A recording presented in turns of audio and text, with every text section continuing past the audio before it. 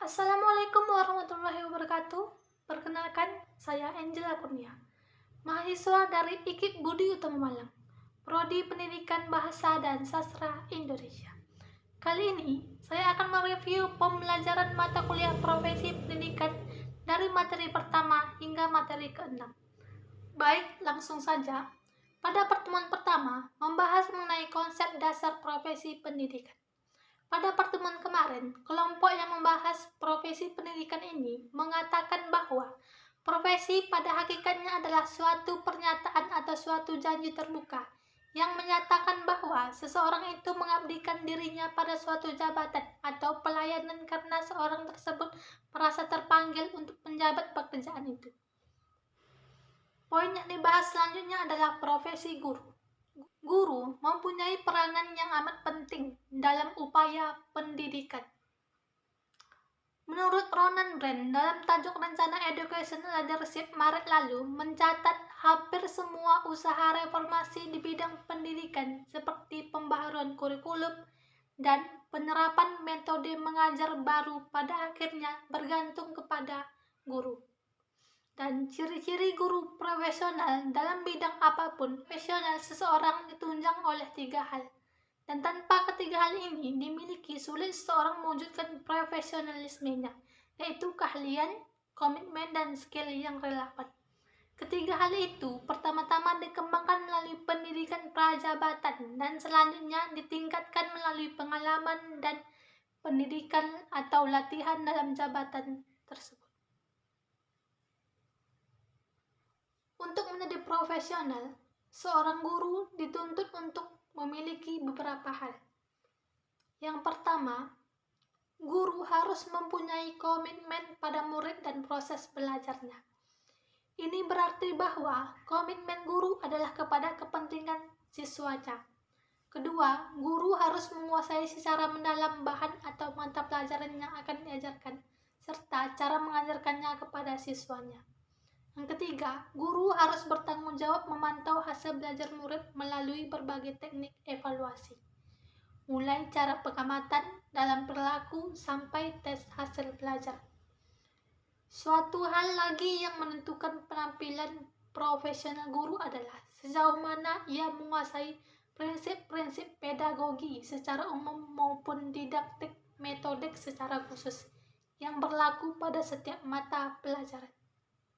Selanjutnya, pertemuan kedua yaitu membahas mengenai kualifikasi tenaga kependidikan. Dalam Kamus Besar Bahasa Indonesia, definisi kualifikasi adalah keahlian yang diperlukan untuk melakukan sesuatu atau menduduki jabatan tertentu. Kualifikasi guru dapat dipandang sebagai pekerjaan yang membutuhkan kemampuan yang mumpuni. Kualifikasi guru berbeda sesuai pada tiap tingkatannya, baik itu guru PAUD, TK, RA, sampai pada tingkatan pendidikan menengah. Kualifikasi guru melalui pendidikan formal. Pertama, kualifikasi akademik guru PAUD, TK, atau RA. Guru ini harus memiliki kualifikasi akademik pendidikan minimum diploma 4 atau S1 dalam bidang pendidikan anak usia dini atau psikologi yang diperoleh dari program studi yang terkreditasi.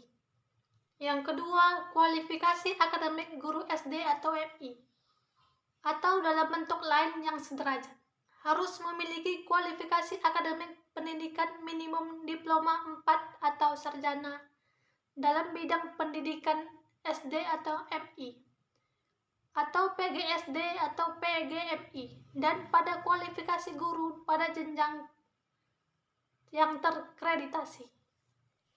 Dan pada kualifikasi guru pada jenjang kualifikasi akademik guru SMP atau MTS, kualifikasi akademik guru SMA atau MA, dan kualifikasi guru SD, LB, dan SMP LB, hingga akademik guru SMK dan MAK, atau bentuk lain yang sederajat, harus memiliki kualifikasi akademik pendidikan minimum D4 atau S1 program studi yang sesuai dengan mata pelajaran yang diajarkan atau yang diampunya. Kualifikasi akademi tenaga pendidik melalui uji kelayakan dan kesetaraan. Kualifikasi akademik yang dipersyaratkan untuk dapat diangkat sebagai guru dalam bidang-bidang khusus yang sangat diperlukan tetapi belum dikembangkan di perguruan tinggi dapat diperoleh melalui uji kelayakan dan kesetaraan. Uji kelayakan dan kesetaraan bagi seseorang yang memiliki keahlian tanpa ijazah dilakukan oleh perguruan tinggi yang diberi wewenang untuk melaksanakannya. Dan yang terakhir, membahas mengenai kualifikasi dosen, di mana sesuai dengan Undang-Undang Republik Indonesia Nomor 14 Tahun 2005 tentang Guru dan Dosen Bab 5 pada bagian kualifikasi, kompetensi, dan sertifikasi dan jabatan akademik, pasal 45 dan 46 ayat 1 dan ayat 2. Selanjutnya, materi ketiga mengenai kompetensi guru. Kata kompetensi dapat diartikan sebagai kemampuan yang memadai untuk melakukan suatu tugas atau suatu keterampilan dan kecakapan yang disyaratkan. Standar kompetensi guru berdasarkan Undang-Undang Nomor 14 Tahun 2005 tentang Guru dan Dosen. Standar kompetensi guru yang harus dimiliki oleh seorang guru agar mendapat sertifikasi untuk melaksanakan tugas dan wewenangnya sebagai tenaga kependidikan yaitu: pertama, kompetensi pedagogik meliputi pemahaman guru terhadap peserta didik, perancangan dan pelaksanaan pembelajaran, evaluasi pembelajaran, dan pembangunan peserta didik untuk mengaktualisasikan berbagai potensi yang dimilikinya. Yang kedua, kompetensi kepribadian merupakan kemampuan personal yang mencerminkan kepribadian yang mantap, stabil, dewasa, arif, dan berwibawa, menjadi teladan bagi peserta didik dan berakhlak mulia. Yang ketiga, kompetensi sosial. Kompetensi sosial merupakan kemampuan untuk guru berkomunikasi dan bergaul secara efektif dengan peserta didik, sesama pendidik, tenaga pendidikan, orang tua atau wali peserta didik, dan masyarakat sekitarnya. Yang keempat itu kompetensi profesional, merupakan penguasaan materi pembelajaran secara luas dan mendalam, yang mencakup penguasaan materi kurikulum mata pelajaran di sekolah dan substansi keilmuan yang menaungi materinya, serta penguasaan terhadap struktur dan metodologi keilmuannya.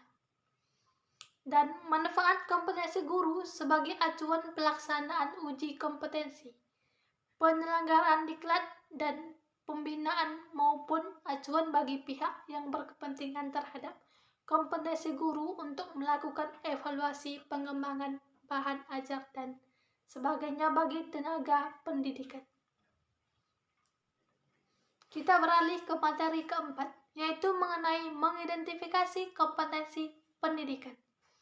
Seperti pembahasan sebelumnya, di mana bahwa kompetensi yang harus dimiliki oleh pendidik menurut Undang-Undang Nomor 14 Tahun 2005 ialah ada 4. Yang pertama, kompetensi pedagogik.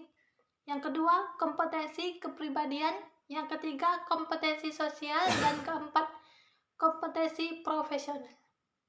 Kompetensi didefinisikan sebagai karakteristik yang mendasari seseorang berkaitan dengan efektivitas kinerja individu dalam pekerjaannya, atau karakteristik dasar individu yang memiliki hubungan kausal atau sebab akibat dengan kriteria yang dijadikan acuan. Selanjutnya, materi kelima mengenai implementasi studi kasus.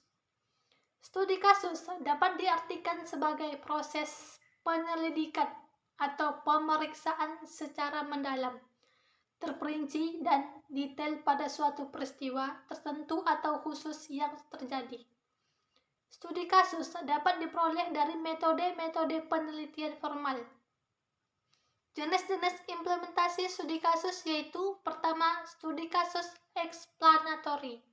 Yang kedua, studi kasus eksploratory. Yang ketiga, studi kasus deskriptif.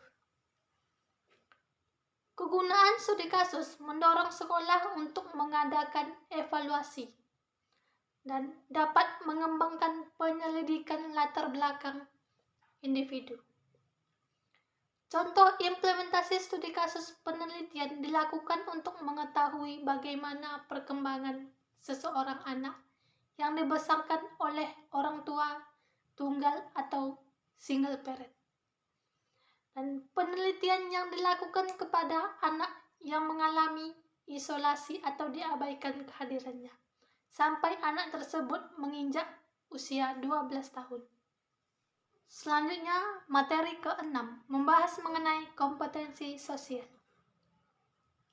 Kompetensi sosial merupakan kemampuan guru untuk berkomunikasi dan bergaul secara efektif dengan peserta didik, sesama pendidik, tenaga kependidikan, orang tua atau wali peserta didik, dan masyarakat sekitar.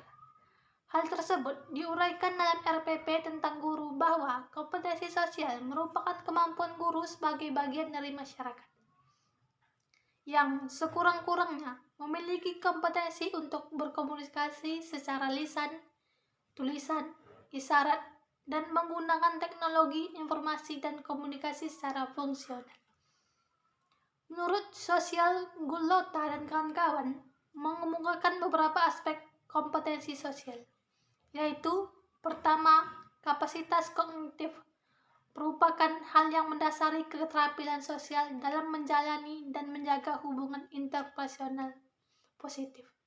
Yang kedua, keseimbangan antara kebutuhan bersosialisasi dan kebutuhan privasi. Yang ketiga,